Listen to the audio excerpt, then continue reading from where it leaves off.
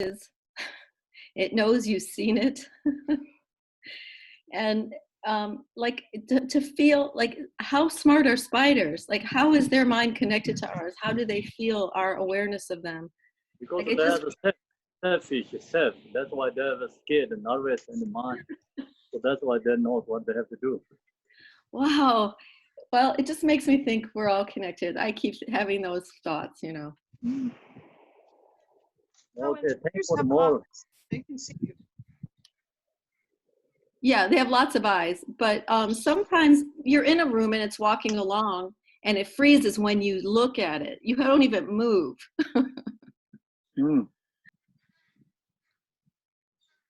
Okay, so we can talk more today afternoon, evening. So now we go to the teaching first. So please, can you waking up the chant the supplication to Tara?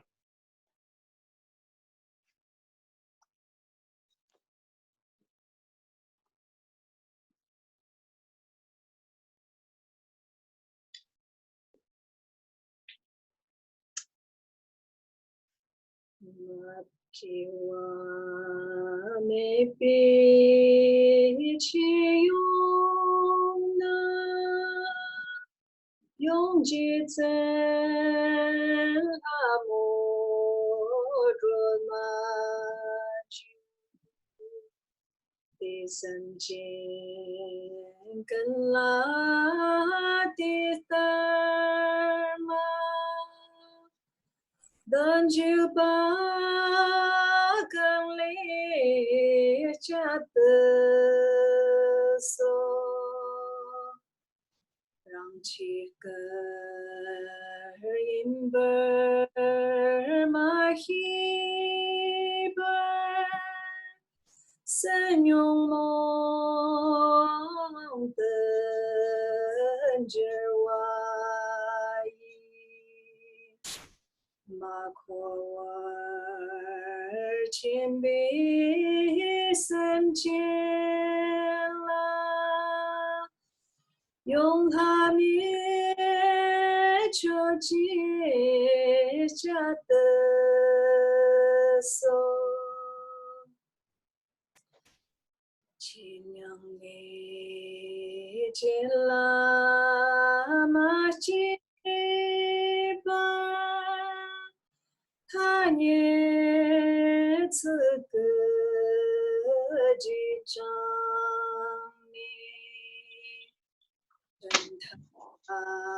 年别里瓦拉，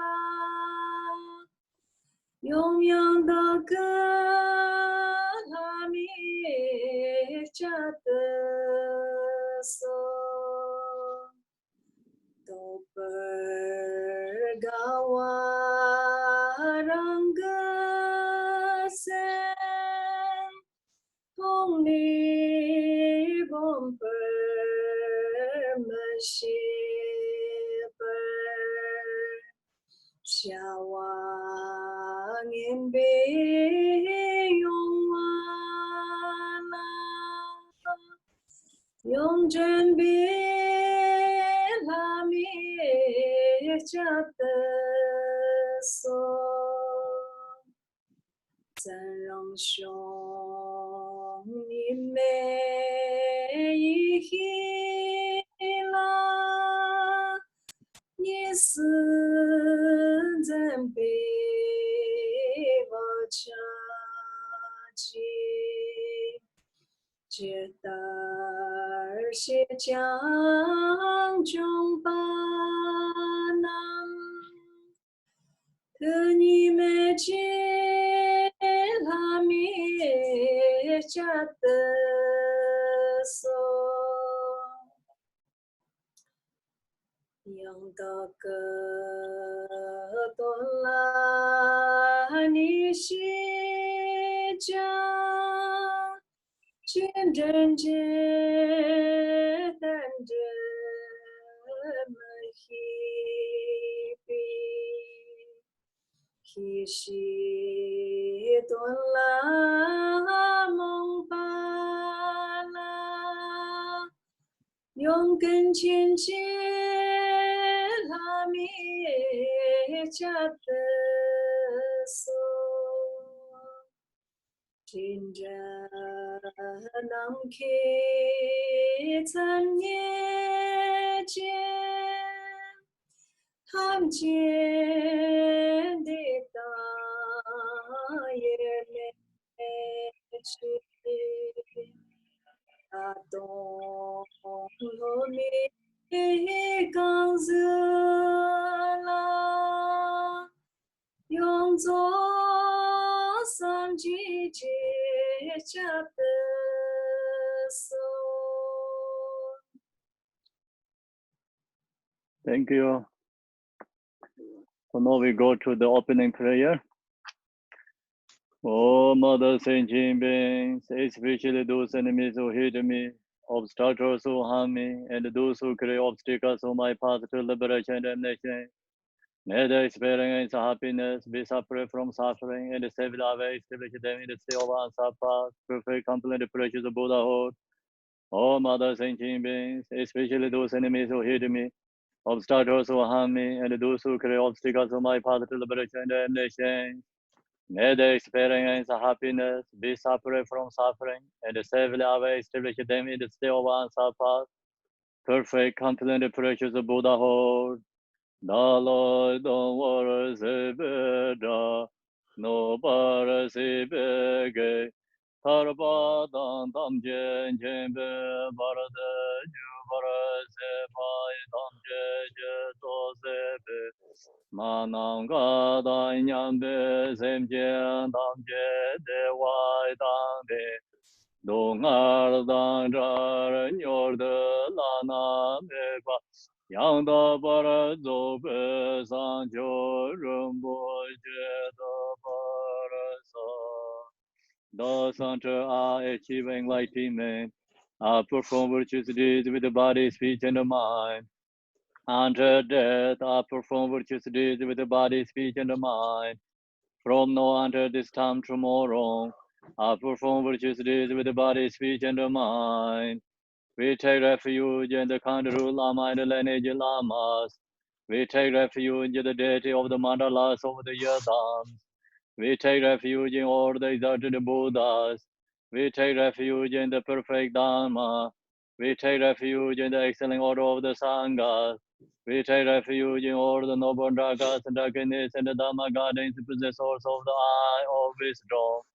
Until I attain the heart of enlightenment, I take refuge in the Buddhas. I take refuge in the Dharma and likewise in the example of the Bodhisattvas.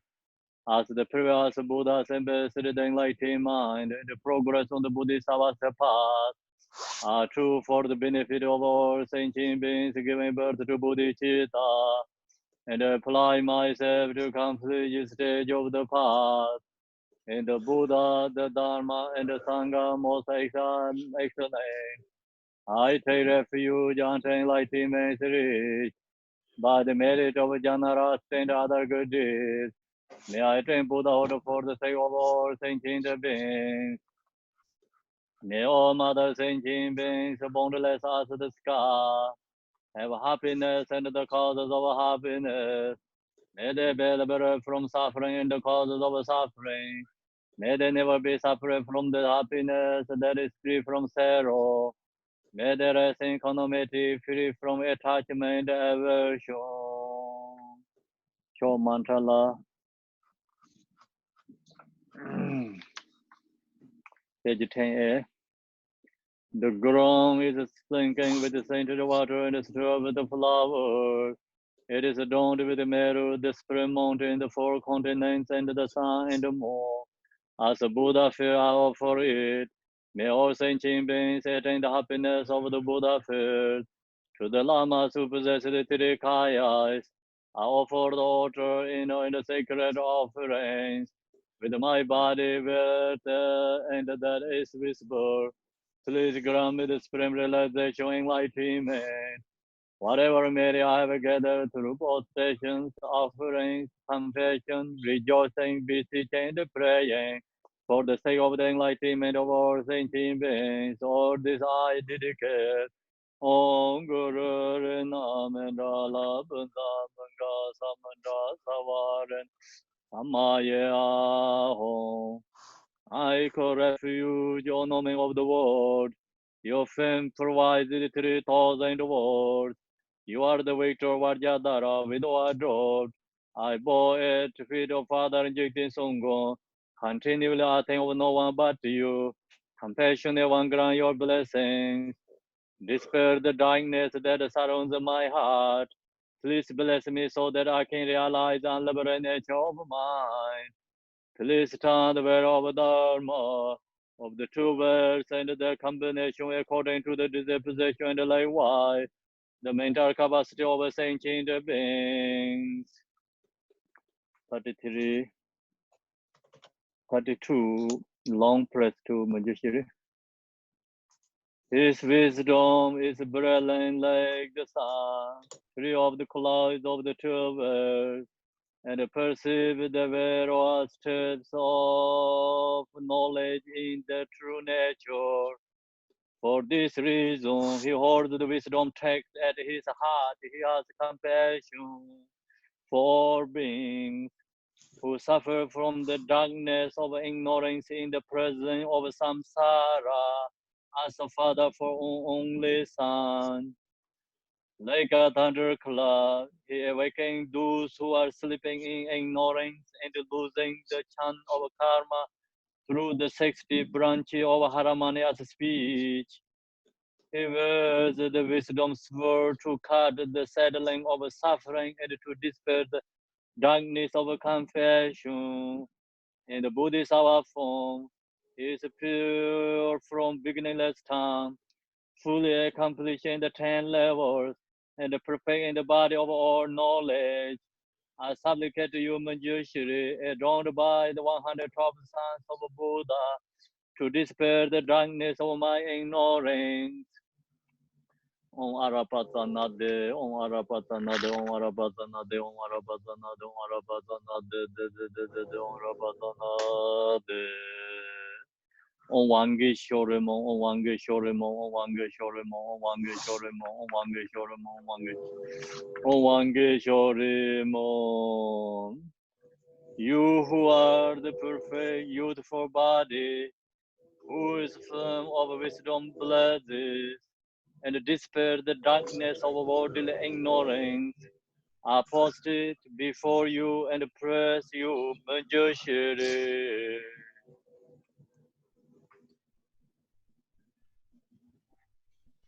Yeah, so good morning, everyone.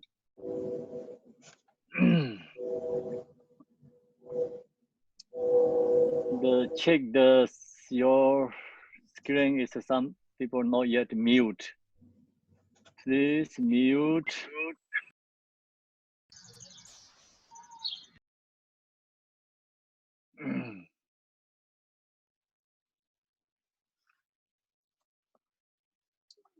So, how is the selflessness of a personal meditation? Everyone did a good job? I think so. So we didn't find the self, right? No self there. Self is no exist. So that's good thing we recognize. Beginning last time until no, we didn't recognize self is no exist. That's why we are stuck in samsara. So no, we can easily liberate because we recognize the self is no exist. So we don't have stuck in samsara, yeah? Okay, so today, continue teaching, stage of meditation, waking the mind. So introduction, main body, conclusion. So we finish introduction. We are in the main body of text. We finish the how to meditate on 4 thoughts that turn the mind. And then also we finish how to meditate on love. We finish how to meditate on compassion. We finish how to meditate on bodhicitta. So we finished how to meditate on shamatha. So not finish means just teaching is finished, but not ready practice finish. Yeah. So you have to know that. Actually, until Buddhahood, we never finished. Long as we have emotions, we never finished. Long as we have a self, then no finish. So we have to practice this all the time, using every day. Today we are chapter 6, so how to meditate on Vipassana. Then Vipassana has two different sections. So Vipassana analytical or discursive meditation, and or non-conceptual meditation or rest in the mind. We have the two different sections in Vipassana. Then first, analytical or discursive meditation also has two subcategories.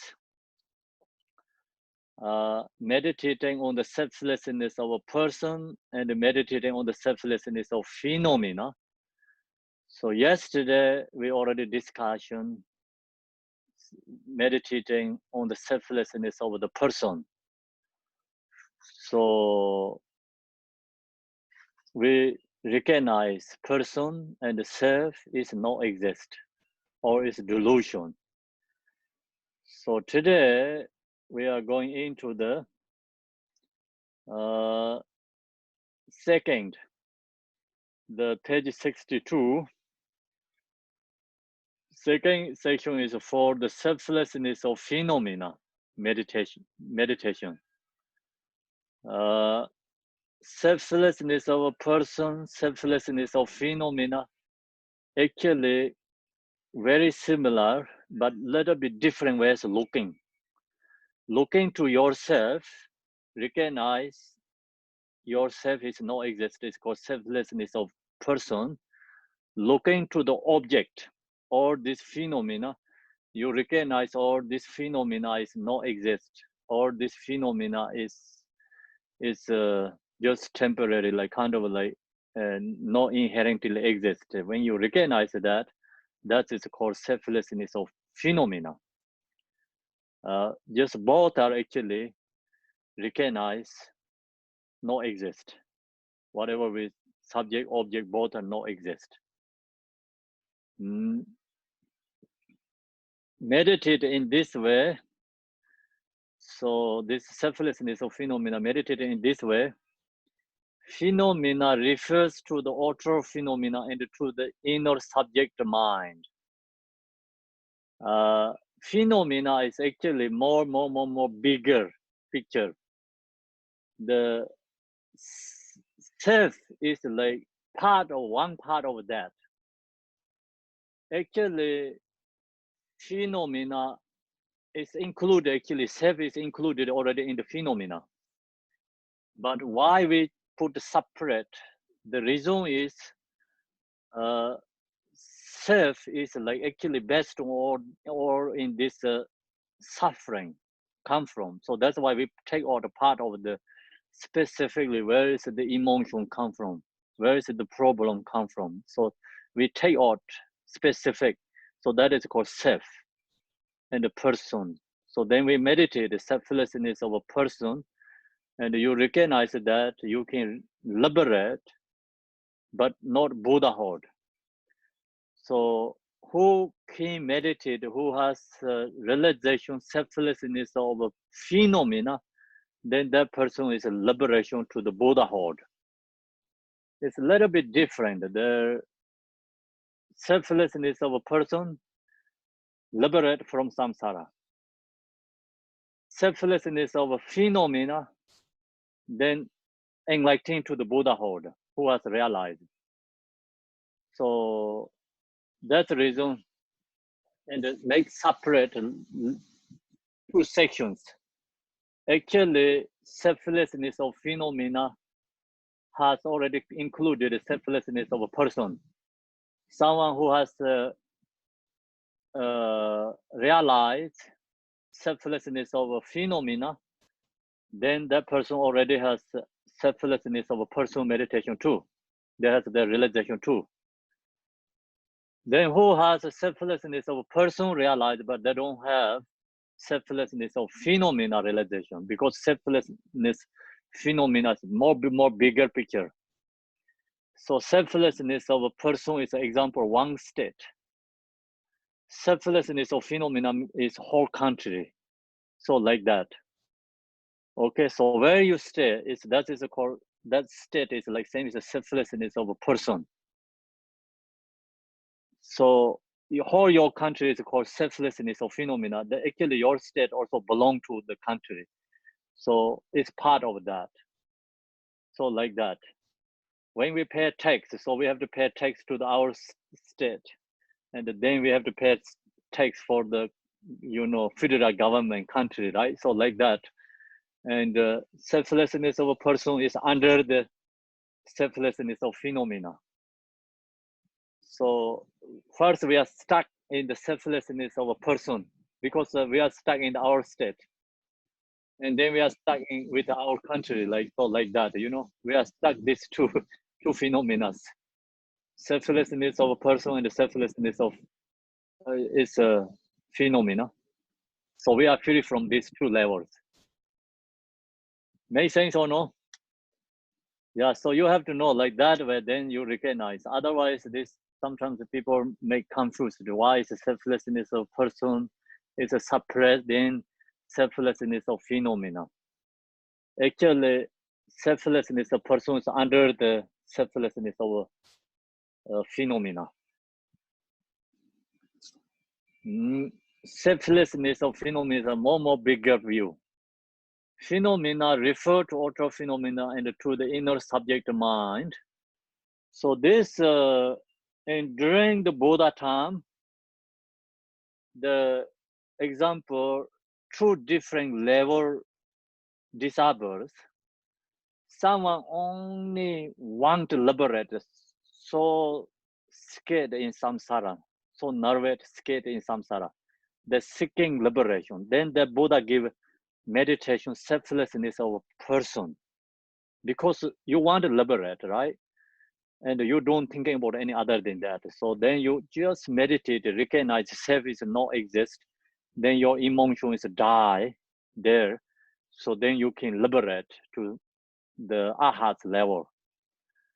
And so that meditation is called selflessness of person. Then another more courageous person, like not only own self-liberation, thinking about also benefit others, more bigger picture, more bigger view. So then they meditate the selflessness phenomena, understanding everything is emptiness. So then that meditation take to the Buddhahood, not stuck in the arhat level. So we're talking about the Buddhahood, arhat level, two different. There is liberation, two levels liberation. How to get there?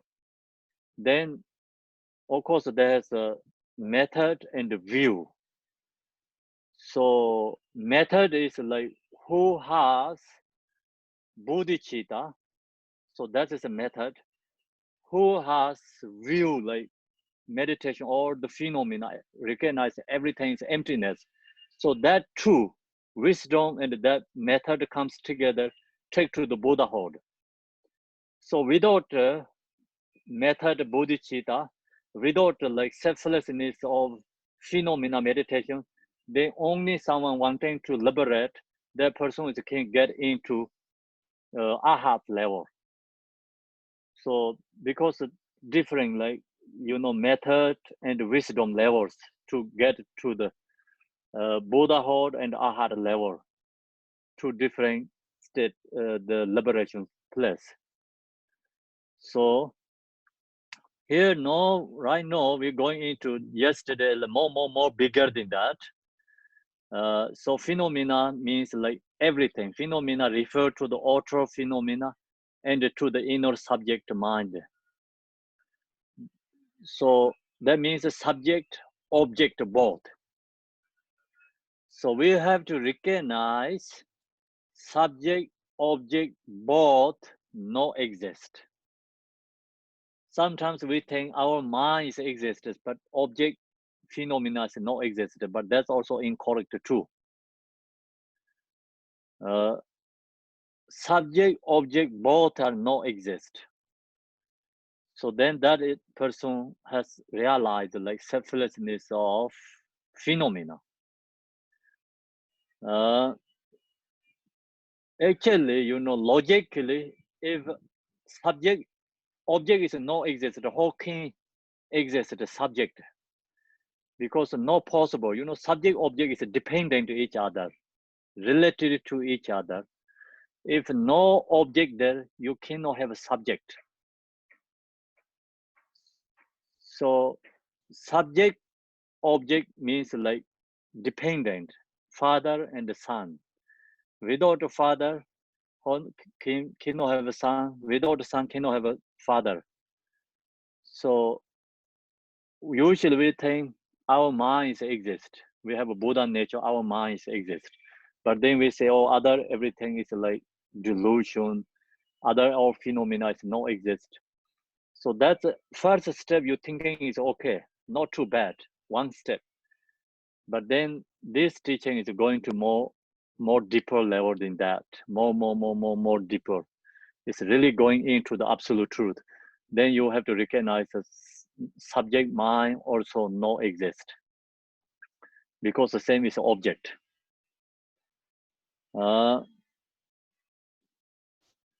That means so it is the grasping and the fixation to a subject, object, duality of inner subject and world out there that is known as the self of phenomena. So no, what means phenomena? So phenomena means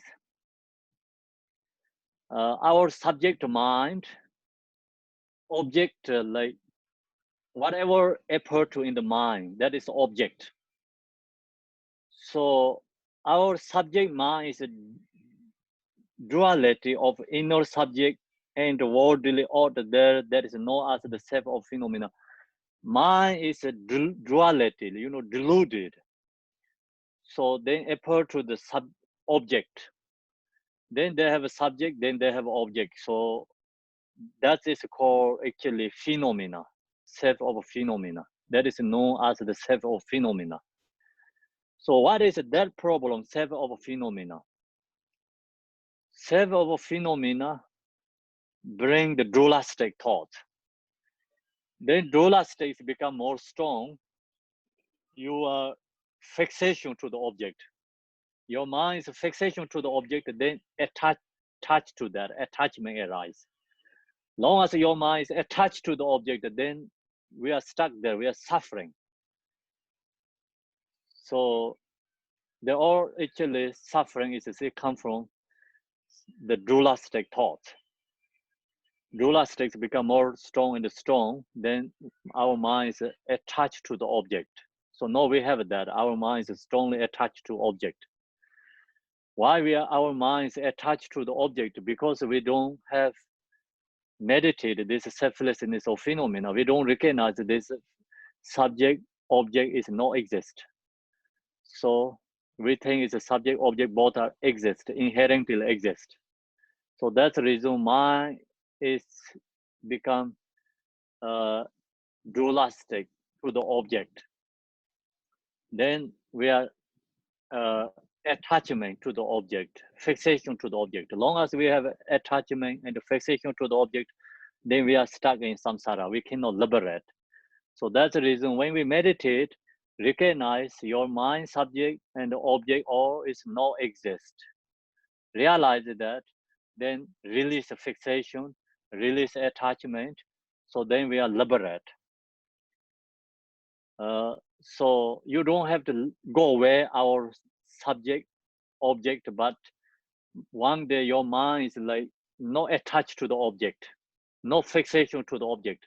Then your mind is free from grasping, free from fixation, free from attachment. So then that time actually your mind also liberating means like, you know, no stuck anything, no attachment, no desire. So mind is like no object, then subject also liberating. Then that mind is also emptiness, actually no exist. Okay, so that's the reason here, actually very hard part, no easy. This section is like, we go to Sheda course, takes years, debating, discussion, you know, all the time. Actually, that time, like every day, 10 years, like 15 years, people study and investigating, debating, contemplating this section. So take time. But here, I told you yesterday, I bring here in this stage of meditation, so very short information, but essence main point. Just not really talking about more details, like all the logics, everything. Everything that falls into the sphere of self-nature of phenomena is, according to atomic truth, nothing outside of or apart from mind. So then, in the relative truly, we have a subject, we have an object. So that is in the relative truly, but relative truth is not really exist. That is our delusion.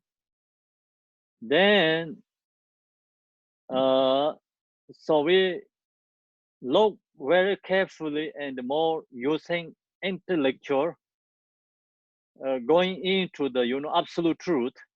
So then everything that falls into the sphere of self-nature of phenomena is, according to atomic truth, nothing outside of apart from mind. So you see, everything is from our mind. Same is like dream. When you're sleeping, you have a dream. So you can have a dream like many different kind. Even you sleep in the like very small bed, you sleep there, but you can have a dream. You can fly in the sky. You can jump into the ocean. You can take the plane and you can drive the car. You have gathering with so many people together. So you have all these dreams. Then that all this dream is actually where it's come from. Who projected that? It's your mind projected that. The object is not exist, because how can we have all this object in your bedroom? Your bedroom is very small. How can be there has airplanes? How can be they have auctions? How can they have all this gathering people? Everyone is there. See, that means like object is not exist. But then where does it come from? It's your mind projected, or this dream is your mind projected. Okay, so that's the reason. The first step, everything is this phenomena is arise from our mind. We can say that that is the first step. Okay, so that's the reason here. Nothing outside of or apart from mind. Everything is our mind. This can be shown when you try to disconstruct any phenomena down to the subtlest atomic level. So then, why this object is not exist?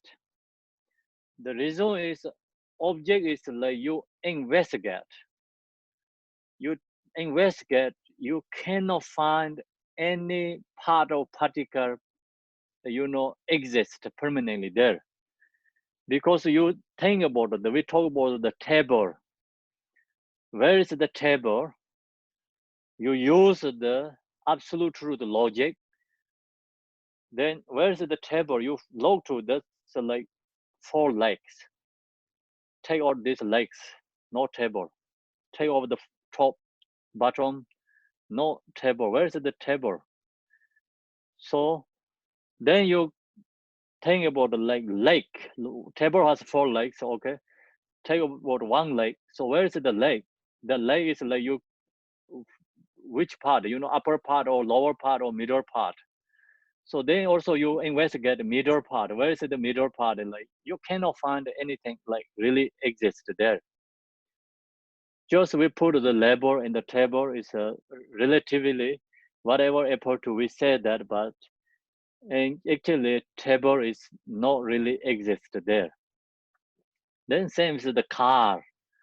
The car is, where is you calling the car? Is 4 wheels or tires, like these tires, or engine or body, or where is you calling the car?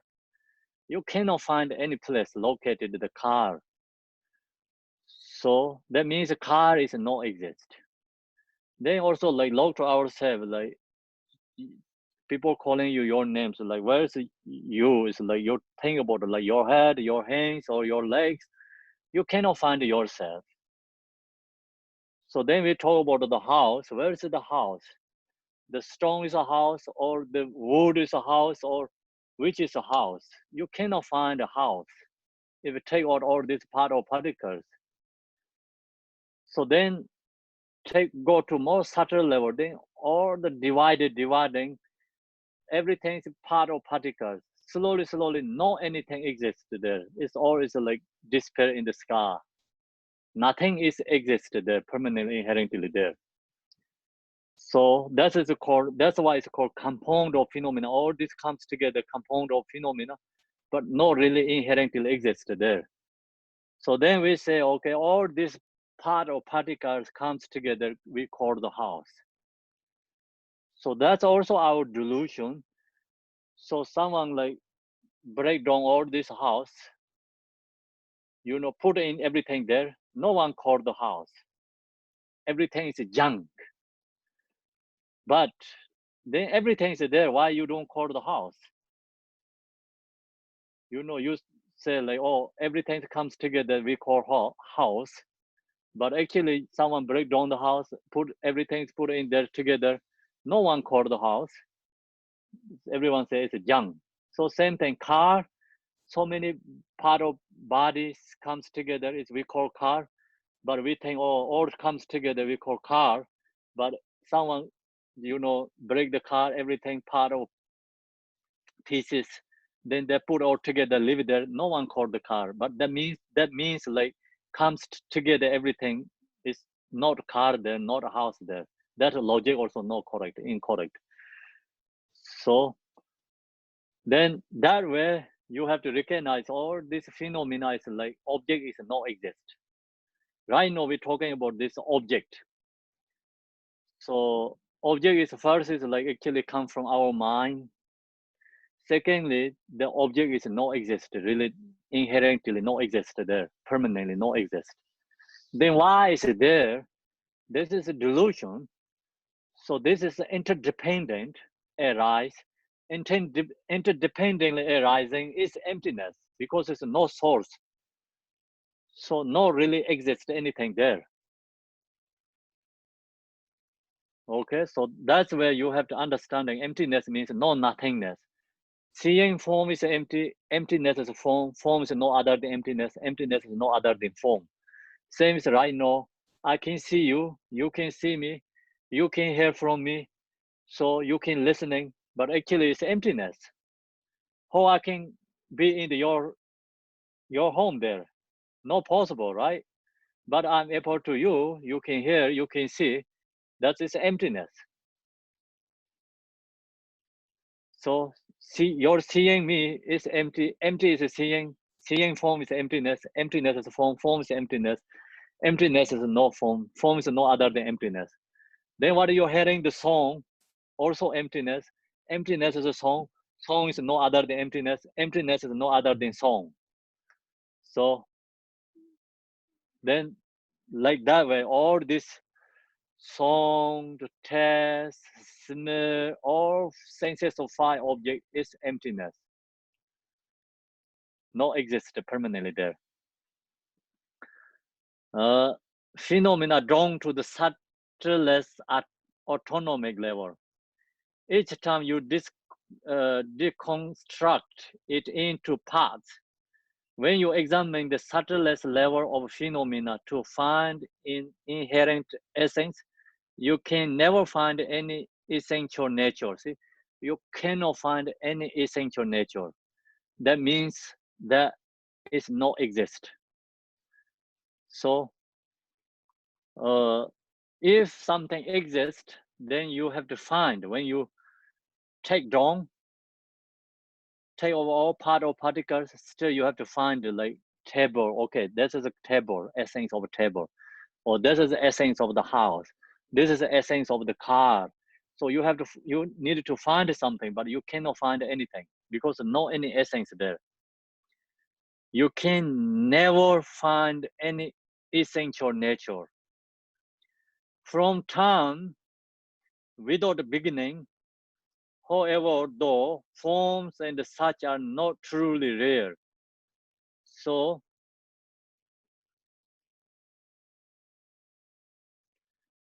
from the without beginning, actually these forms like no exist, like without beginning, beginning already no exist. However, though forms and such are not truly rare, we have grasped into them as though they were.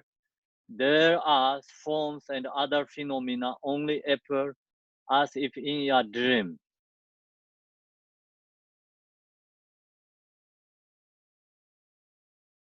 So now, for us, these forms are rare for us.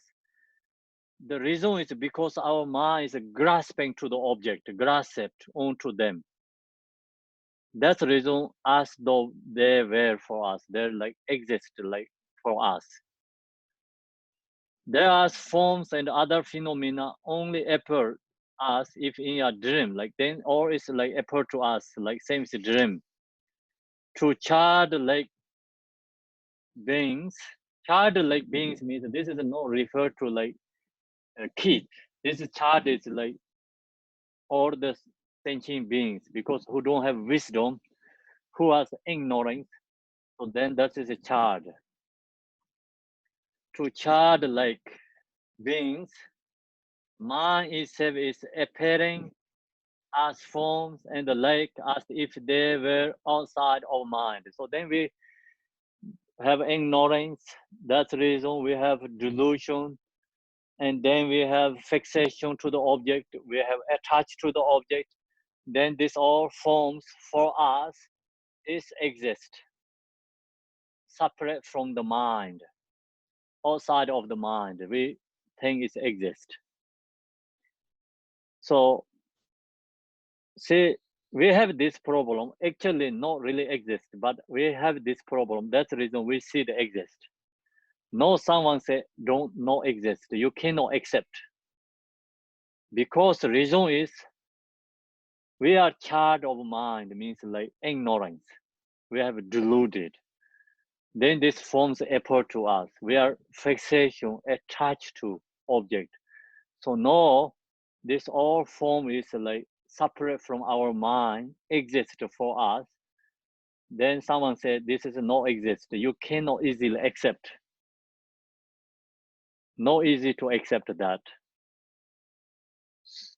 Then how you can accept? Then you just open mind and someone who telling you this is not exist. So you have to listening and the make sense or not, you have to use your knowledge. Because it's all followed by the logic, investigating this forms phenomena exist or not. So now we have to recognize like this using the logic, investigate, no exist. But then why is this? This is we said delusion, no exist, but appear to for us until our mind is deluded. So in reality, however, forms and the like are not anything other than mind projection. So reality, all these forms is come from mind. The same as the dream. I just talked to you dream. So where is the moon sometimes the reflection in the water, so many moons in the each water has, right? Where is this moon is come from? Moons come from rare moon from in the sky. So that moon is a reflection to the in the water. Same like that, this all object is appear to our mind. And like are not anything other than mind's projection. Examining in this way, forms and everything else are unreal. So then we recognize that these forms are not rare, because like moon is a reflection in the water. That moon is not rare. That moon is actually not exist there. That moon is just a reflection. So also you go to like some water and your form is into the water. You go to the mirror, your form is in the mirror. Now you come into the zone, your form is in the zone. So that's all is reflections. That's are not rare. That's all not rare. And so examining this way, forms and everything else are not unrare. And since mind is not separate from this, it also is unrare.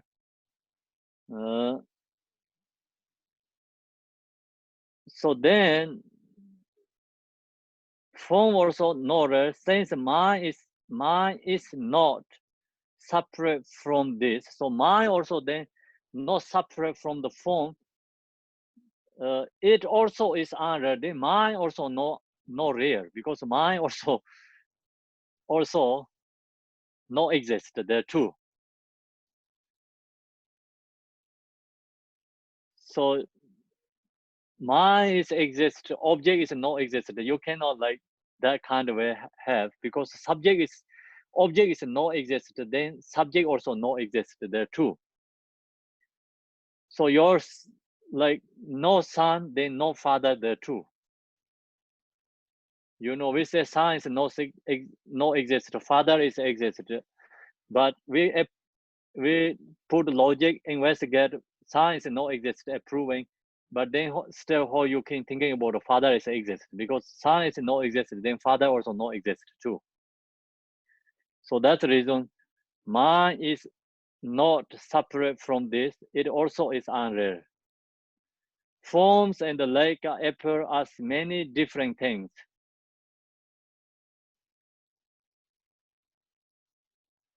So the form and the like appear as many different things. Form is appear to many different kind of things for us. Yet they are essentially not one entity, nor are there many entities. This forms is no one entity essence there. So many entities. So if not exist one, how can exist many? That's also not possible.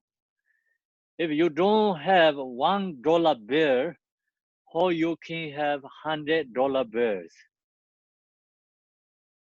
Think about that. You know, logically, you cannot have. If no one exists, then how can you exist many there? If you don't have $1, how you can have $100? If you don't have one, how can you have three? So whatever we investigate in these things, no exist one, then how can you have many? This house is no exist one, so then how you can have many houses? So like that way, you have to know, essentially not one entity, nor are there many entities. This logic is usually, and Shinta Rakita, he used this logic, only he used this logic, talk about 1 meter where Maya Minka is teaching the book, it's called Umajin. So come from Shinta Rakita, he wrote the root text, and then there's many commentaries, but Mapam Rinpoche has one commentary, it's very beautiful, it's long, all the details. So Shinta Rakita use only this logic, investigate everything is approving emptiness. Then Nagarjuna, usually he use logic is interdependent. Nagarjuna said, no exist everything. The reason is everything is interdependent. Interdependent is emptiness. Emptiness is interdependent. Interdependent is not exist. So that is Nagarjuna's logic. And this is the Shindarakshita's logic. If you don't find one entities, then how you can find many entities there? Since mind is not separate from our outside or form and the leg, mind too. So since mind is not separate from our outside of entity, nor it is manifold.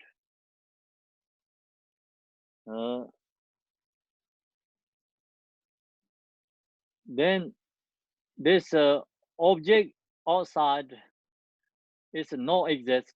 So then same thing. This in essence is not as mind too. In essence is not a singular entity. So mind also didn't have one singular entity, nor it is manifold. So then how can have many too? Mind also no one exist. How can have many too? So mind is like actually subject follow the object.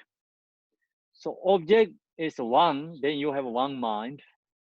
Object has many, then you mind also like many, because my mind can pick up like one by one, you know, individual, each person. So my mind, how many people here?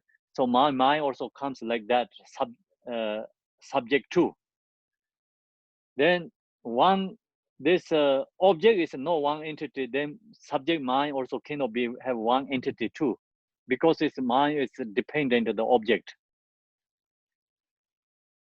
So that's the reason here is the nor is it is manifold. In this way, when we use wisdom, it to look deeply into the essential nature of mind. So no more investigation into our mind. In its autonomic nature, mind cannot be found internally, nor can it be found externally. So if you use the logic and the investigation, wisdom looking into your mind, so then you cannot find mind. See, here is in its auto.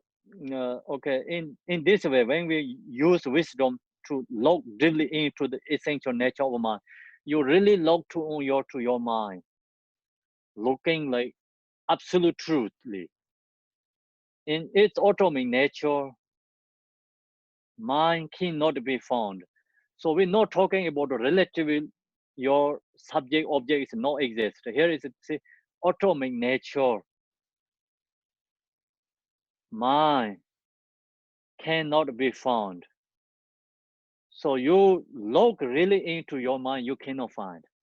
But if you don't look, you don't use your wisdom to look deeply into your mind, then you have your mind.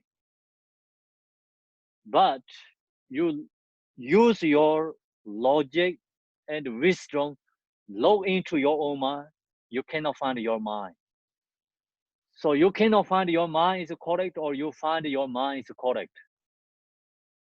Which is the truth. So you didn't find mind is correct because you look using wisdom logically into your mind, you cannot find it. That is the truth, not the delusion. You not really look into yourself and say, I have mind. That is not truth. But that kind of minds exist. Then you really look into your mind nature, not exist. Look deeply into the essential nature of mind. In its autonomic nature of mind cannot be found internally. You cannot find internally inside your body, nor can it be found externally. You cannot find any external phenomena object your mind you cannot find externally. It cannot be pinpointed anywhere else either. So you cannot pinpoint your mind any place. There also is no past mind, no present mind, and no future mind that can be pinpointed. So you really look into your mind, no past mind, no future mind, no present. When you look to your mind, when meditate, mind is not exist there. So that is the reason no exist in the present, no exist past, no exist future. So actually, past, of course, past is not exist. Future is not exist. Then we think we have a present, but actually present also not exist. That's Nagarjuna use another logic in the middle way. Root takes the most important logic is Nagarjuna uses like no exist present. So right now we think we have exist present. So that is a really gross level present, gross level. You really look into subtle level present. No any exist the subtle level present. Either or past or future, somewhere there, but not really present there. Even I'm talking, already talked or not going to talking. Past or future, like not really talking there. So when we say we eat, but already eat or not present there. You know, when you food is into your mouth, it's go to really subtle level, you know, you have to think about the second, moment to moment, the second, very subtle level. You cannot find the present there, either past or future. Then either past and future, then past future is no exist. Then no present there too. So then why we are here is we are here is always the same is like just TV show. Dreaming, delusion, you know, marriages, I think like called marriages, like actually not really exist there. So some all this condition comes appear to there, but no conditions is gone. So no, right now we can gathering here, appear to hear together each other. We can see each other. You can hear. We can talk each other. So why we are here together? Because it's emptiness. All these source comes together. We are able to hear. But where is the source really? Investigate one by one. No any source there. Who is able to there? No one able to there.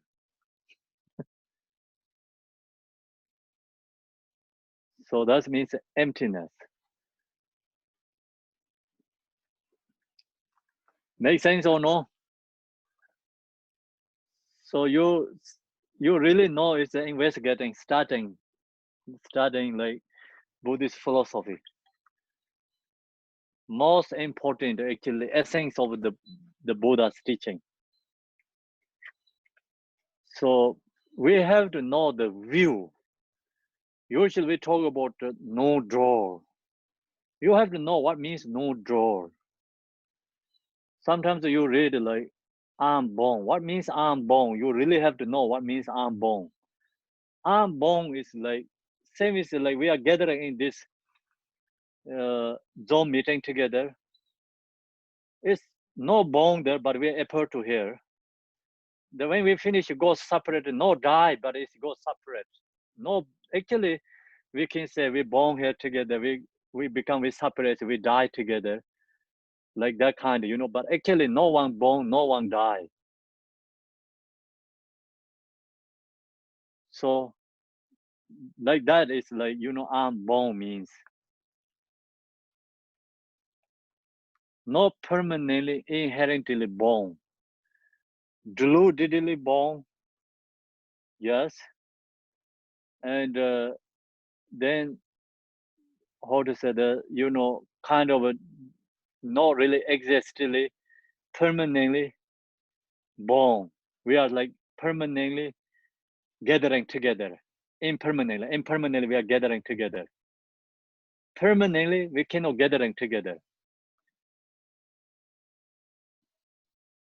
So that kind of so many logics. And the two things, you know, when you use logic and the phenomena object is use logic is like take out part of particles. This object is like when you use logic part of particles, then you see the object is not exist there. When you investigate your mind, have to follow by 3 times: the past, present, and the future. So you recognize past is no exist, future is no exist. Then going into really subtle level present, that also no exist. We don't have a present there. So that present is really subtle level.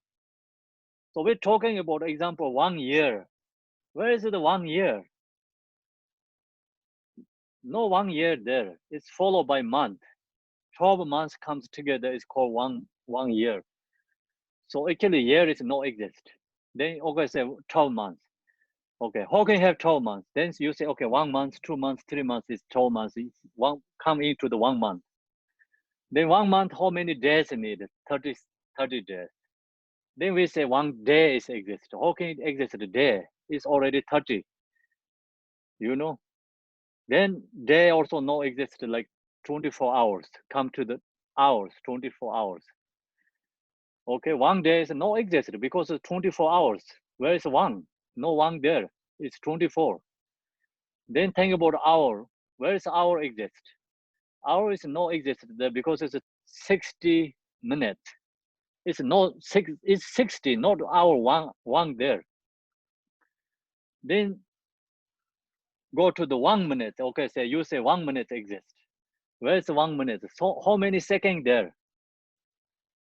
60 seconds, right? See, it's not 1 there. It's 60. Then 1 second has how many? Another more subtle level than that. See, no exist 1 minute there. Then second is no exist. So you go down like that. Then no any present there. So usually we think, okay, this present, this 2020 is present. Where is 2020 is present? 2020 is not present. It's like 12 months. No 1% there. Then 12 months is go down 1 month. 1 month also no exist. Then comes down 1 day. 1 day also no exist. Then comes down to 1 hour. Hour is no exist. Come down to the minutes. Minutes is no exist. Come down to the second. Second is no exist. Go to more subtle level. Then you cannot find anything. Nothing is exist present there. So you recognize that, then you really see yourself is really deluding. It's so amazing we are exist like this. So really we can see we are same is like television people. So it's there but not really exist, like, you know. Actually you cannot be yourself is yesterday because yesterday is already gone. If you are the same person yesterday, then you already gone, no more there. Even you cannot be same as this morning person. If this morning person is exist, then you pause there. This morning, your times cannot change. So that morning is person is right now is not same person. Then you log to like more subtle level. 1 second before your right now is different. No same person. Our mind stream is kind of the same, but actually the not really exist there. One. So same is like you go to the water streams. So you go today, you see water. Tomorrow you go the see water. You think same water, but it's actually not same water. Streaming is the same, but water is already gone. Cannot be there.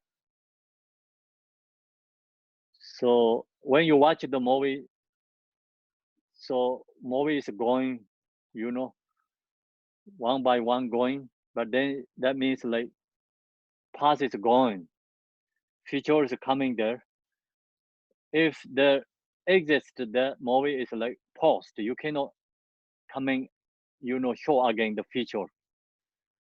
You cannot finish your movie. Actually, you cannot begin it, but you cannot finish.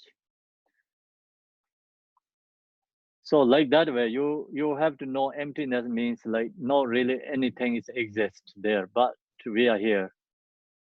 So many conditions comes, we are able to hear. Same is the today we so many conditions comes, we are able to in the screen here. Show see each other. So they all come together here because of so many conditions. These all conditions exist, no exist. Okay, so now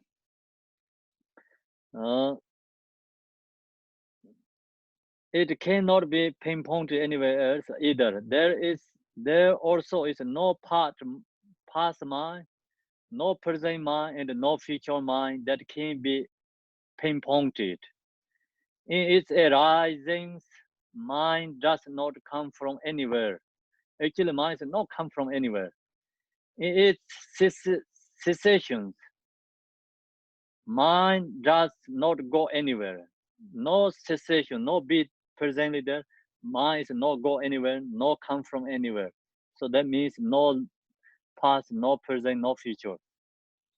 When look for mind, there is nothing to be located, nothing to show, no form to it at all. No form body, nothing physical there. So this is a part is like usually required to meditate before the Mahamudra meditation. Called looking the mind, where it come from, where it goes, where it's located, where it's present. So all this called song and draw song ta means like you look to that and meditating. Some people does like monthly, looking to checking the mind, where it come from, where it's going, where it's located, Then you really recognize your mind no existed. Then introduce Mahamudra is very easy. Then you recognize, oh yeah, its mind no exist. Some teachers require to do this meditation before giving Mahamudra teaching. So I think it's Rechongpa, it's Milarepa's disciple. So he's the taking care of animals, and so Milarepa always, of course, stay in the remote area. It means like he's just usually stay in the retreat and outside there's no one people lives. Then hunters go to the hunt, they can see him. Sometimes like who taking care of the animals, the usually in Tibetan tradition, the young boys, the young girls have to follow the animals. Parents is always stay home. So they can see Milarepa because they go on top in the mountains taking care of the animals. So I think it's Rechongpa. I don't remember exactly the person. It could be he. So he's a young boy and he went to in the mountains taking care of animals. And then he sit under the rock with Milarepa, so meditate, and he has so strong devotion, and ask him to help to give teaching, and he want to follow him. So then Milarepa told him, meditate first, look to yourself,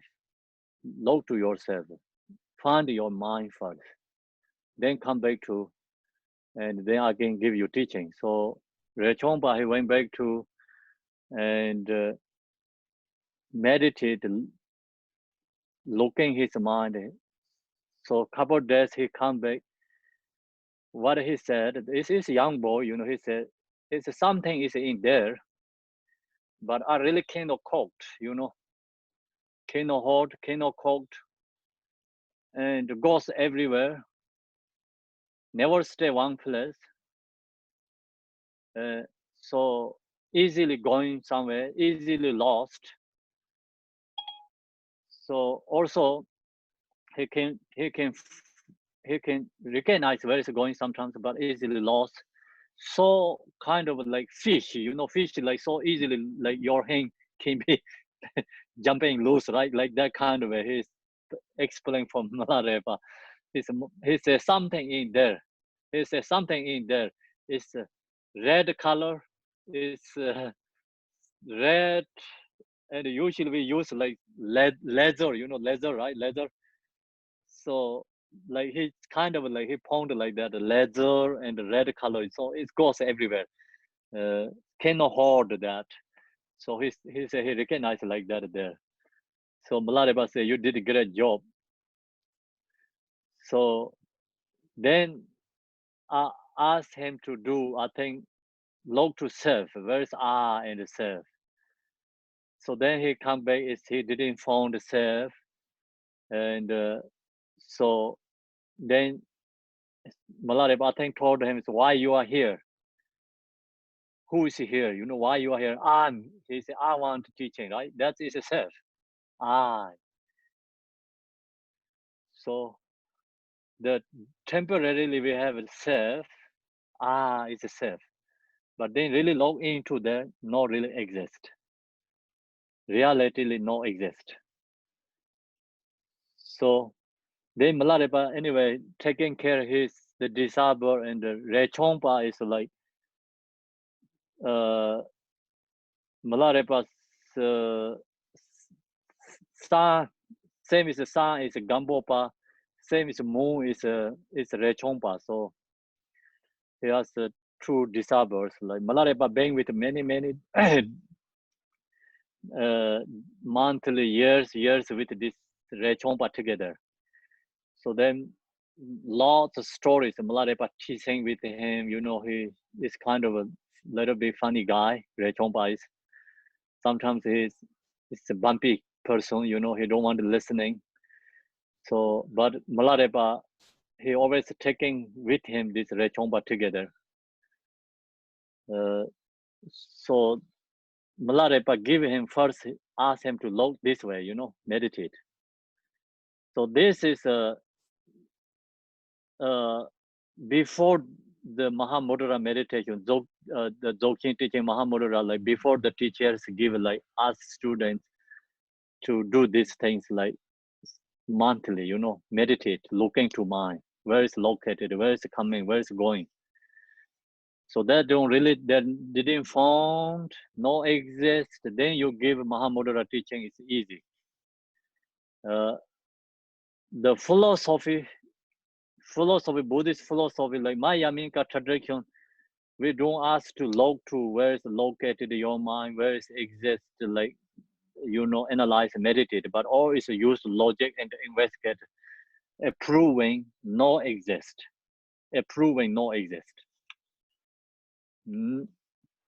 Okay, in its arising, mind does not come from anywhere. It is essential, mind does not go anywhere. When look for mind, there is nothing to be located, nothing to show, no form to it at all. Just look directly into the true essence of this mind, this vividly present awareness. So no going into more going into the nature state, nature mind. So you don't see the dualistic mind. No, you don't see the dualistic mind. So you don't see the dualistic mind. Dualistic mind is no existence. No, you going into the non-dualistic nature mind. Just look directly into the true essence of this mind, this vividly present awareness. So when you look to your mind, it's vividly presently there, but that is also emptiness. So that means no exist. But it is there means present awareness. What exactly it is that is there? It is body or it is mind. If there is a mind, if a mind exists, there must be something there, right? So this all ask question yourself when you meditate. What is it like? Does it have a form or shape or color and such? So that's the meditators meditate, look to mind. The mind has a color, shape or not, exist or not. where it's going, where it's located. So there in your body, does it reside or it is stay inside the body or not? It is outside or stay in the outside of the body, inside or in between, or inside or outside between of the body somewhere else. Your mind is located. Mind's beginning,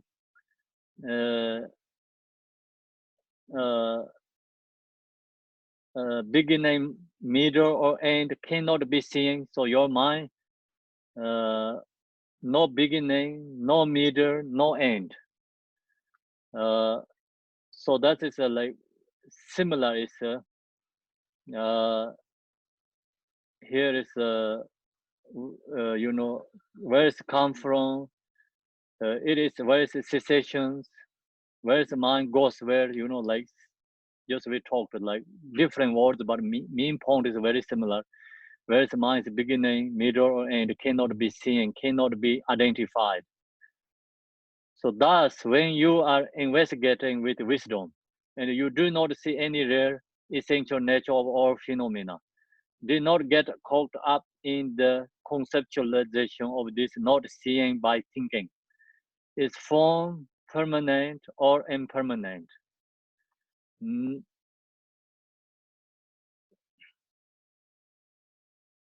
Then you look to your wisdom investigating, and you do not see any rare essential nature of all phenomena. Then we don't see the object is also no rare, subject is no rare. Do not get caught up in the conceptualization of this not seeing by thinking. Then we don't see this exist, or this object. You cannot say it is like, you know, it's permanent and impermanent. Seeing by thinking is form permanent or impermanent. It is empty or not empty. It is defied or undefied, and so forth. So actually, no permanent then cannot be impermanent. No impermanent cannot be permanent. So actually, that nature is not exist. Didn't defied, then how can we have undefied? So that is really talking about absolute true reality. So you think about the sun is clouded. No, we say, oh, sun is free from clouds. Oh, no, sun is clouded. But actually, sun is never clouded. Sun is never free from clouded. Same thing, like our nature mind is not exist. How can be defied? How can be undefied?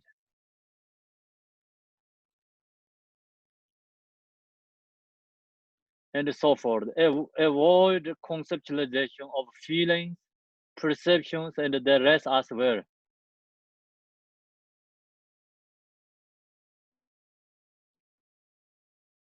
Then we already investigated like form is no exist. Same thing, feeling is no exist. Perception is no exist. And the rest as well is like taste, smell, you know, the all is no exist. Senses of far object is no exist. Like that, use your wisdom to deconstruct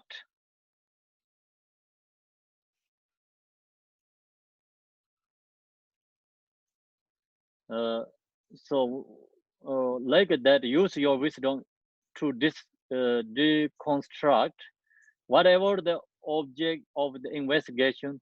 When the yogin or yogini comes to the point in which no essential nature of the object can be apprehended in the atomic nature, that is the time to enter into non-conceptual samadhi. So now you already investigate. You really recognize nothing is exist. The subject is no exist. The object is no exist. So that time, then yogi and yoginis means like ready to, we are into meditate into the natural state, rest in mind, non-conceptual samadhi, enter into non-conceptual samadhi. So meditation means non-conceptual samadhi. Why we have to stay non-conceptual? That is reality. conceptual thought is a delusion. Conceptual is no exist. Already use logic, investigate. Conceptual thought is no real, no exist.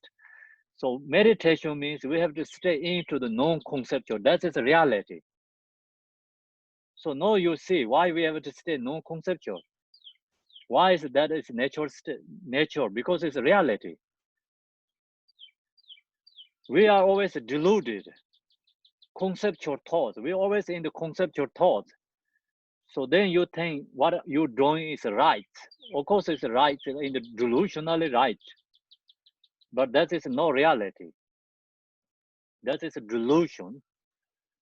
And now when we're going to meditate, non-conceptual samadhi, it's like 100%. We have to change the right know what we thinking in the thoughts. Not only change some part of that, because we are still in the conceptual thoughts. Meditation means non-conceptual. So where we get, you have to know right now, like think about whatever we thought, ask questions, thinking is always is conceptual. Meditation is non-conceptual. That is reality. So we are into the natural reality. Release all this dualistic. See, this reality is essence of nature. All sentient beings can be in this state, nature, because right now all these beings deluded. So we have to wake up. Waking up state is non-conceptual.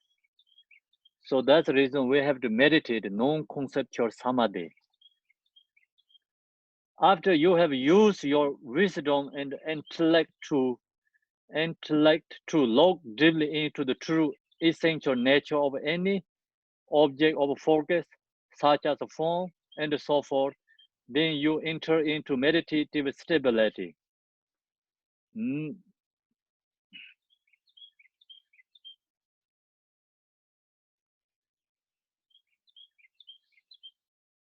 So then we use this logic and investigating. We see this everything is no exist. Understanding clearly, then enter into meditative stability. If you don't have like studied this selflessness of a person, selflessness of phenomena, whatever you meditate is actually you don't recognize why we're doing this. Why is that is truth. So now you investigate, self is no exist. Person, self is no exist. So then we have to realize selflessness of a person. So this all phenomena, subject, object is no exist. So that's the reason we have to meditate selflessness of a phenomena. And selflessness of phenomena, selflessness of a person, that is reality, truth. That is the nature of phenomena. The nature is emptiness. After you use your wisdom and intellect to look deeply into true essential nature of any subject of focus, so we investigate, such as form and so forth, you realize nothing is exist. Then you enter into meditative stability. Then you're going into the meditation. What is meant here by meditative stability is not a burden in form or anything. So what means like thereby meditative stability meaning is it's not a burden in form or anything. So we cannot mind is cannot stuck with our body. Our mind is cannot stuck with object, subject. So that means like mind is stability. What means stability? Meditative stability is not a burden in this world, means like external object in the world or anywhere between this world, like between the object and the subject and the next. So your mind is like stuck something like subject or object, then you cannot meditate. Free from dualistic conceptual thoughts. So that is the meditating, stability meditating. In this worldly or anywhere between this world and the next, since there is no point of reference that can be identified as form or anything else, this is the meditative stability beyond reference point. This is why it's known as the meditative stability of sublime wisdom.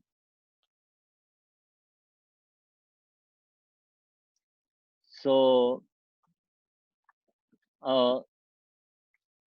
mind is like cannot be abide somewhere else. So your mind is abide like object or in the world, really world, or your body, or you know you're thinking about something in your mind, consciousness exist or something, whatever comes. If your mind is abide, then that is not meditate. Meditative stability is not abiding in this world or anywhere between this world, yeah, and the next. Since there's no point, no stuck any place of reference that can be identified as form or anything else. So then all these forms no exist. This is the meditative stability beyond reference point. This is why it is known as the meditative stability of Salam wisdom. So then that is the absolute truth, recognized realization. So that's all is a part of the intellectual meditation. So intellectual meditation is investigating, using logic. So you use logic, investigate, you cannot find anything exist. Then your mind is non-conceptual. You don't have duality, so you have to stay in the non-conceptual. Then that is going into this, the second category is known as resting meditation. So now we're going into the resting meditation, resting the mind. This resting meditation mind is Mahamudra. So Mahamudra, and here is the Vipassana, resting mind is no difference. Sometimes the use the word is a little bit different, but the main point essence is no difference. Mahamudra meditation that didn't have this intellectual part of that, intellectual meditation. Mahamudra they don't use that. So Mahamudra means like more resting meditation. So now we're going into the resting meditation. Having thus truly examined the selflessness of a person and the selflessness of phenomena until there is nothing else to look at. So no, you don't have to look anything. So you already know nothing is exist. One naturally enters a state beyond concept and beyond analysis. Then you already beyond concept and beyond analyze. You don't have to analyze. So we already analyze. Now what we have to do, when you analyze, you don't see anything exist. So you are into the non-conceptual. So now we have to stay in that non-conceptual. So we have to resting our minds in the non-conceptual. A state of oneness beyond expression, without any fabrication. So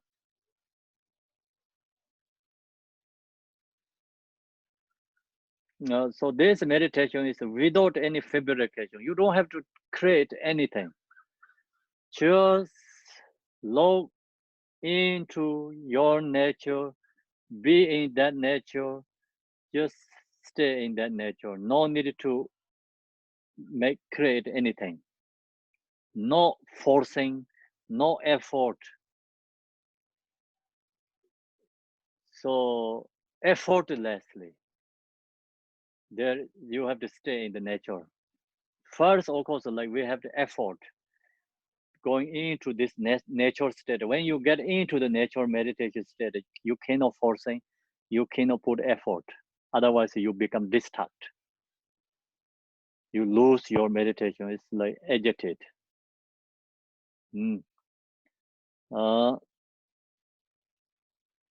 Thus, meditate in corrupts clarity, resting in the suchness nature itself. So that nature is empty. Empty is clarity. Its clarity, emptiness is inseparable.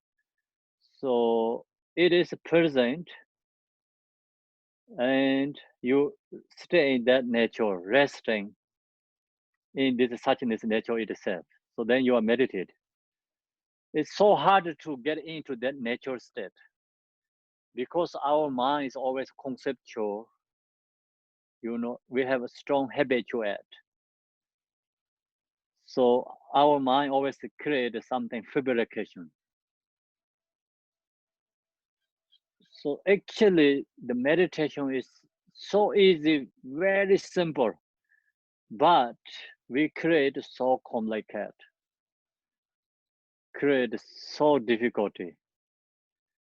The reason is too simple. That's why we don't recognize. And same is like eye. Something is too close to your eye, you cannot see. If you have something going on here, you cannot see yourself. So like that, you know, it's this subtle level is always be with us, always there. It's so subtle. That's the reason we cannot recognize, we don't see. Mind create always subject and object dualistic, and no habituation, like kind of stay in the nature. So that's the reason we meditate. Sometimes like we just meditate, or is help for this recognized nature. We release thoughts. Long as you have thoughts, you really cannot log into your mind. And then when you sit down and you know, meditate, different kind, release thoughts, emotions, be with, try to we are in the mind, be with the present. When you get in the present, you can get relaxed, peace, and then use that techniques, log into your mind. You can see your natural mind. When you see the natural mind, but you know how to meditate that. But sometimes like intellectually and kind of we see the natural mind, but we don't know how to stay in that nature. Mind is like always fabricated, I think the fabrication all the time, and dualistic, conceptuals. So we always create like subject and object there. That's the reason we cannot stay in the without subject, without object, be in the nature. Because mind is already used to that habituate, follow this conceptual fabrication. Yeah. Abiding in this state, remain in the continuity of mind without a distraction. Then you have to meditate. Meditation is like this resting meditation is abiding in this state. Which state? Non-conceptual. Remain in that continuity means like stay in that continuity of mind without distraction. Without distraction. So without distraction, can you stay or no? Very hard. Your mind is a monkey mind, crazy. We don't have a control our mind. So that's the reason we have to practice first. Shamatha. shamatha create like your mind become relaxed, stable, peace. Then you log into that nature and going into the resting, like non-conceptual. Vipassana comes. Shamatha practice result is vipassana into the natural state. So actually, shamatha vipassana you can use both like every day too. I cannot say exactly cause and result. Cause result is like cause is already transformed result. So then that means you don't have to go back to shamatha meditation. So that's also sometimes a misunderstand. We have to meditate shamatha and then go into vipassana. And when you go into meditate vipassana, always first step practice shamatha and then slowly go into the vipassana. This intellectual part meditation is you don't have to use all the time. The analytical meditation is you don't have to use all the time. So like first you study, contemplate, you understanding 100% not dropped, non-conceptual. What means non-conceptual? What you recognize what is the reality, absolute truth. Then you don't have to use all the time analytical. So meditate shamatha and then go into the resting, non-conceptual vipassana. So analytical part is when you study, sometimes investigate, then you learn that is really good to release doubt, thoughts. You understand why we're doing this practice, meditating. So otherwise, like you just go directly into the non-conceptual meditate. You meditate. One day you lose effort. You don't know why I do this. You maybe one day you say why I'm doing this. So that's the reason analytical is you have to go first. Also meditate non-conceptual and go back to analytical study, also really helpful. So analytical meditation is like we have to use often and often. Like example, you read the books and the listening teachings. That's all is analytical. So you have to keep that. But then when you meditate, that time shamatha, and then go into vipassana, non-conceptual resting mind. So you don't have to go to like use analytical and then go to the resting mind. Not like that way. Analytical is you just when you read the book, when you study, contemplating or you debating with someone. Debate is like not emotional debating, okay, dharma debating. You with dharma debating with someone. So that's all is a part of an intellectual analytical meditation. So that's you can do often and often. But when you sit down, meditate, shamatha go into vipassana, resting mind. When you are new to the meditation, so no, in this one, give you different levels. When you are new to the meditation means like you are really new to vipassana meditation in this resting mind. So what do you have to do? As you look nakedly at mind, you have to look your mind. Nakedly means no any thoughts, look into your mind.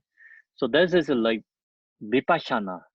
Shamatha didn't say you look nakedly at mind. You never find this word in the shamatha teaching.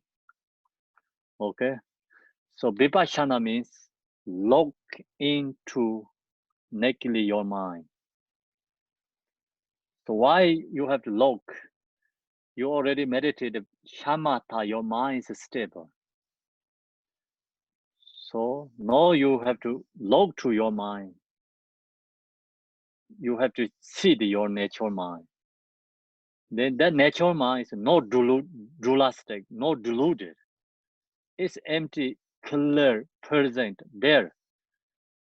So usually you're talking about the mind is delusion mind, deluded.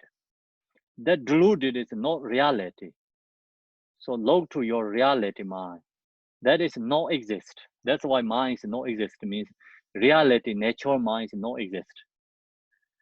Not seeing anything means not seeing because no exist. Really in nature. So you know seeing is seeing actually. That is you seeing. So that is called shamatha, vipassana. Vipassana means seeing. What you seeing?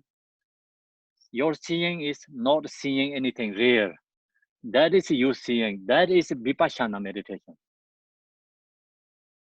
So you think I have to see something object, then that is wrong.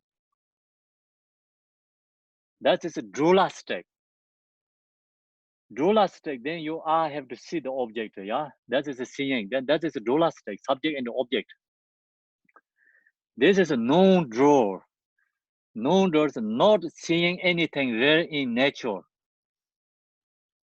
So that is you seeing. That is called Plamtong. Tibetan means you seeing beyond this something. We already told you yesterday. Never see something you see. What you see, never see before. Not seeing anything there in nature. That is you seeing. Don't think about it. When you meditate, you have to see something. That is wrong, 100%. No, who think that no any basic understanding Dharma. No any education Dharma who wanted to see something in the meditation. So not seeing anything there in nature, that is the nature, that is you seeing, that is your recognize. So that is no drawer. That is unborn. Okay? That is no dualistic. That is no drawer. You will have the experience of being in this state of entity-lessness.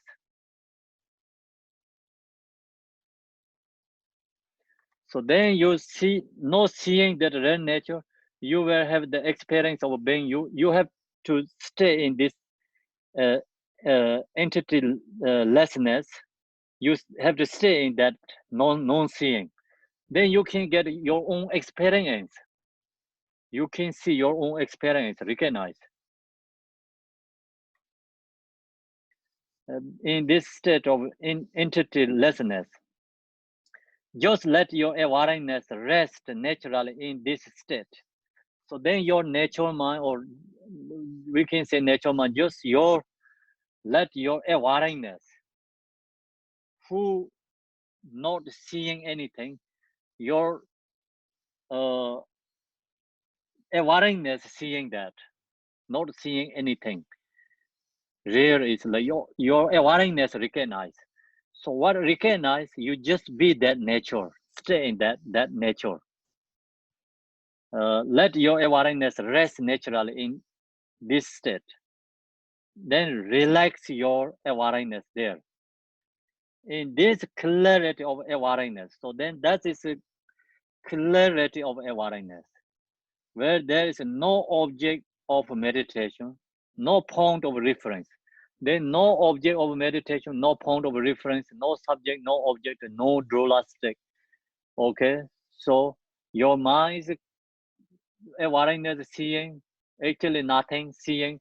That awareness, nothing seeing, awareness itself is empty, is awareness itself is clear, awareness itself is no draw.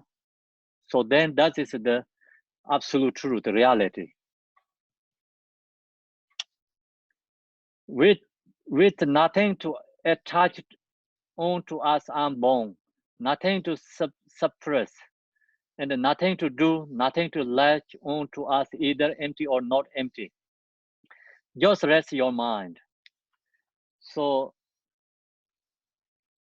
this all is like instructions. When you into recognize into the natural mind, then you cannot really create anything where there's no object of meditation, no point of reference. Like that is a problem. People meditate. There's thing is like we need object of meditation something. Actually, there's no only object of meditation. No point of reference. We always think we have something point of reference, but actually no point of reference. With nothing to attach on to. No attached to anything as I'm born.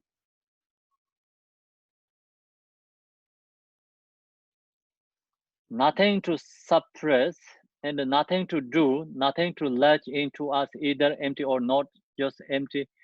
Just rest your mind. So that is the first meditator who into Vipassana have to use like this way to meditate. Just we talked. Once you have gotten a little more adopt at the practice, then you have become more used to in the meditation.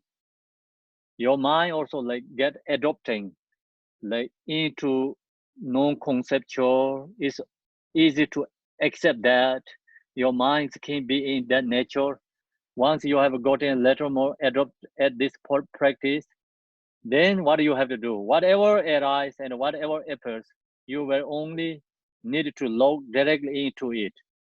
Then whatever appears to your mind, you know, whatever you're seeing from, whatever appears to means like sometimes anger is arise, sometimes attachment is arise, sometimes the form is you can see arise.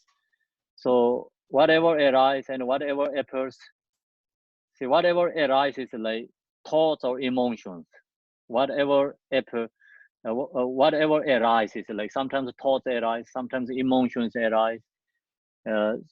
So that kind is arise from mind, and whatever appears like you can see the beautiful object, you can see like okay your relatives, and you can see your enemies, you can see your hatred ones, so you can see like beautiful objects, everything.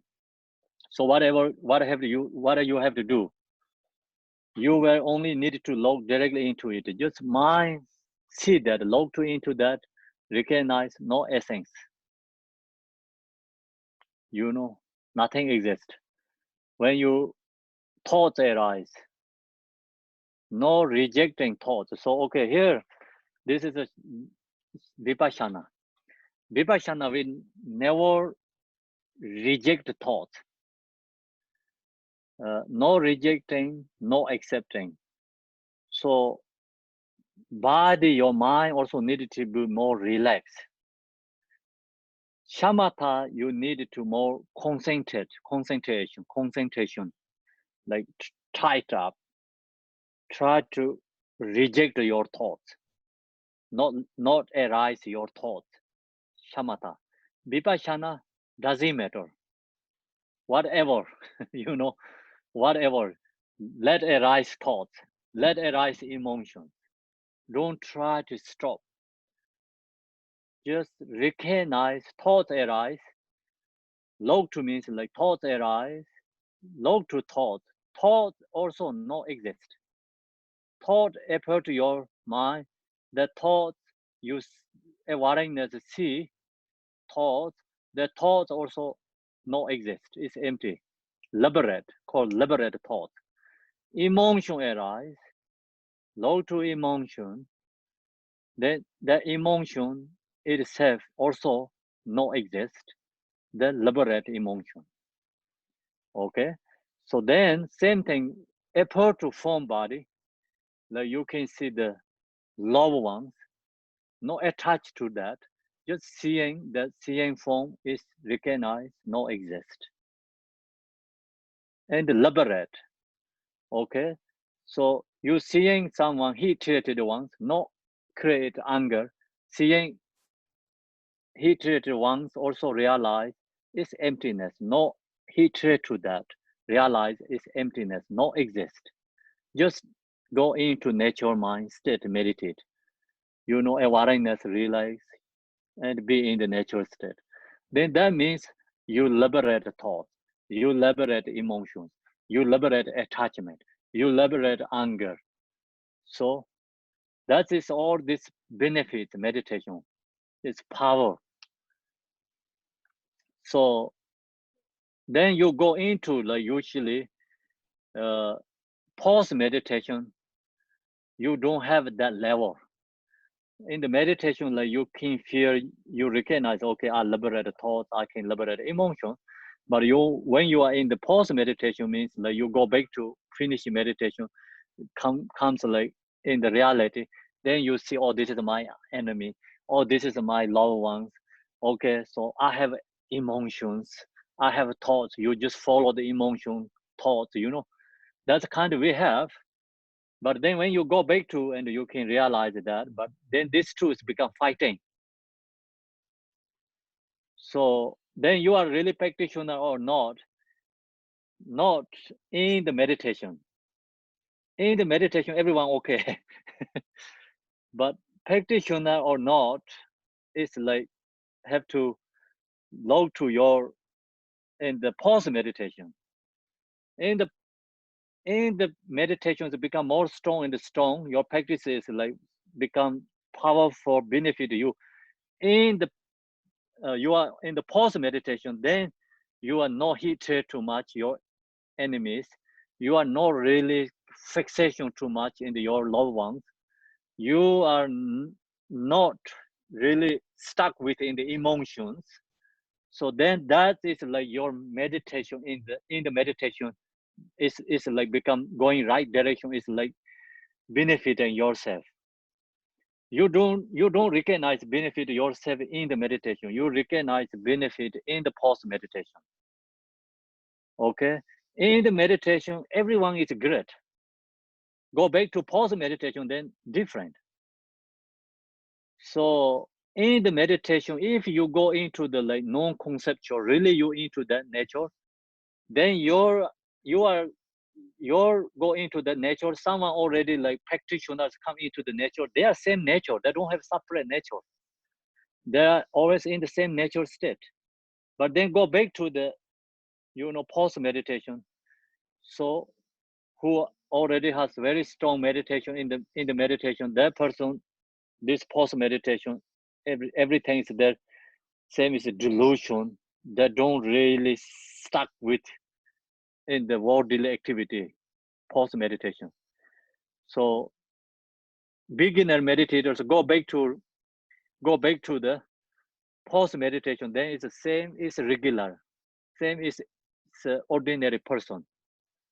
So when you come into the meditation, non-conceptual meditation, you can feel like you are meditator, you are practitioner, but go back to in the post meditation, it's ordinary person again. Because that means we don't have enough practice in the meditation. We have to put more effort in the meditation. So in this meditation, shamat vipassana, effortless. You cannot put so much effort there. When you into there, is need to relax. You relax your mind and the body, then relax your awareness. Awareness, watch yourself, recognize your own nature. Then recognize is like actually nothing recognized there, nothing to see, nothing exists. So then that is actually reality. That is absolute truth. So then you are being into that nature state. So if you can in that natural state, like you can feel experience easily. You can get your own experience beyond your thought, beyond your words. So that is all is come from our own experience, come from the meditation. Okay, so that's why it's like that nature is no one can show someone. You have to find yourself.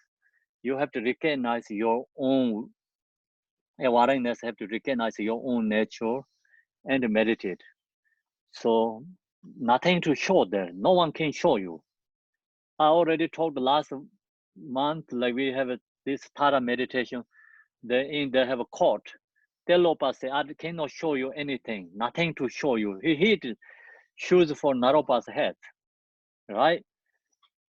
So that's the same meaning here is not seeing anything very in nature.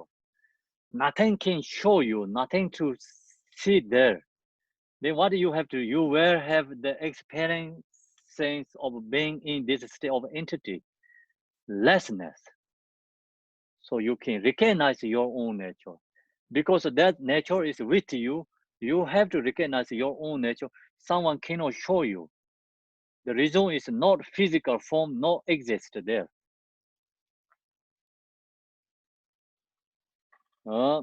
Once you have gotten a little more adept at the practice, whatever arises, whatever appear, you will only need to look directly into it.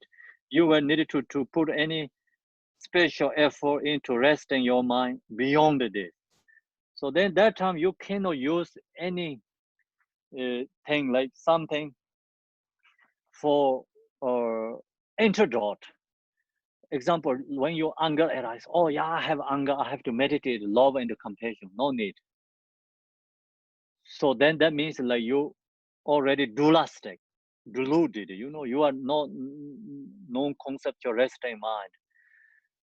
So you are already into the dualistic conceptual. So many people has that kind of problems. Like of course, like we are beginners. When we meditate, use fear or see anger. No, I have to do something. Apply to let go anger. So then you rejecting your anger, not accepting. You know, I say no rejecting. Yeah, no rejecting means you don't have to apply antidote or something. Just see and let go. Same is like when you drive the car on the road, another car is like coming your direction, so you go like this, right? You seeing that car, but you cannot stop that car. Don't stop that car, yeah. That is, we cannot do that. We cannot stop other cars all coming to my direction. Cannot stop that. But you have to see that your awareness. Car is coming, you see that. Otherwise, you're going to get hit there, accident. You know, you have to see, and then don't you see no rejecting that car is coming. No accepting means don't follow the other's car. Otherwise, you'll lose your direction. So if you follow the other car, then of course you lose your direction. You get accident. You get out of your road.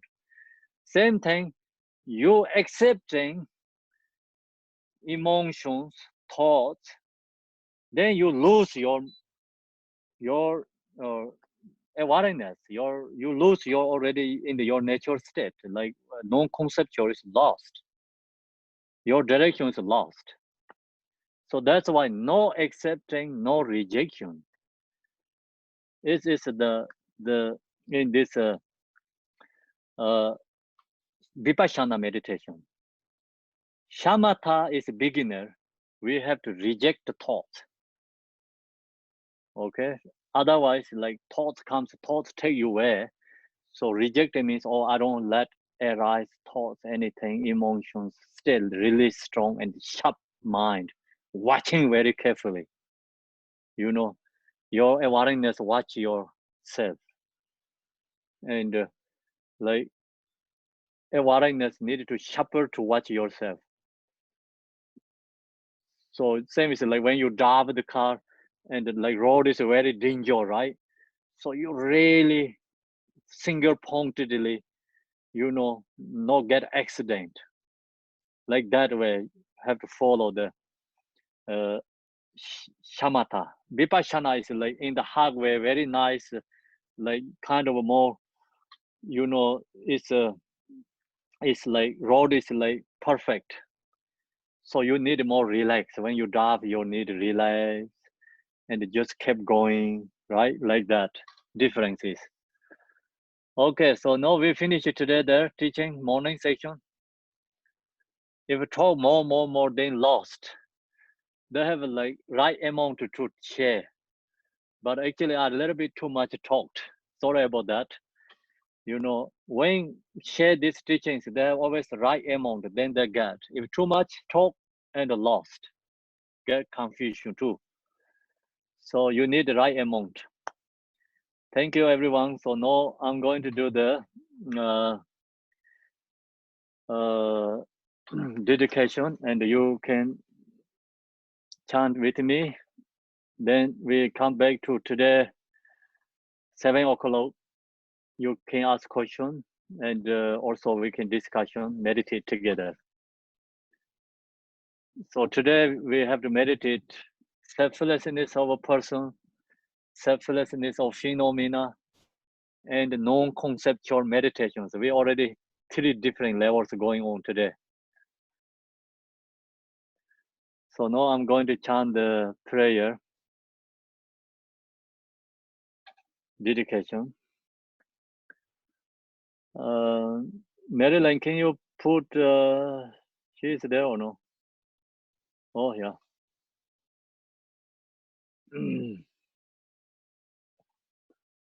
Maong zara sanje nangwan da ye da ye se jo du je jembo da yon de ban de jen to nam lai sanje san sen ba min ko ji ko de jen om zara ba de me ba ye de wa jin ye sa we shen kam de da yin de ne chen bu jur ma da je wa yin je bar ma ju bar Terre cinne nande şarntong çoğunde gıdagı molan tabandi. Socu sanje sansen tanceci, kemen rabara singe labdı so. Deya da ben zanre ya avam boden aye so ay sanjo zemjoy rimboyce macı bana cicoroce. Chỉ ba nhâm ba mê ba yang công nê công tân bê wa yu. So nam de ye tam je zi ba nye tom nem yin bê tra nam bang zê te. Chỉ ga nan je ba loin chu ba ye. Si ben so len ro wa yu. San jun yam para ba we je daran chen ba dan gen de sang bo de an de yen de. Dai genje jisa dalo jen ge wan de da dam je ra de mo. Shizai genze genjin chi je je dem dren helai wan toi di gong ba. Ren chen bar je dem ba sin de bar. Xie zhou de san gong ben zin George. Thank you, everyone. See you evening. Thank you, Kempo. Thank you, Kempo. Thank you. Thanks. See you in the evening. Thank you so much. Thank you. Thank you. When you're going to eat lunch, you look to yourself who is eating lunch.